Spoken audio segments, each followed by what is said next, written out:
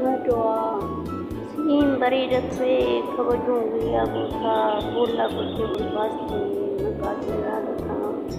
mirgaan ormi awwaalee seenaa isaaniitis ilaalee baashaa keetii irratti dabaluus magaalota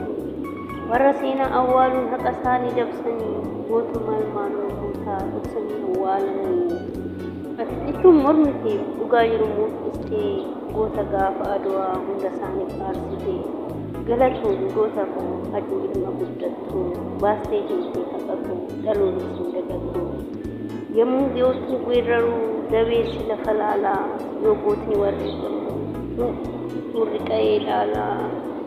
hajuu ilma hundeessaa seenaan yoomus ibsaa akka dhungoo nuuf itteen yaadannoo bara baraa onnee keenya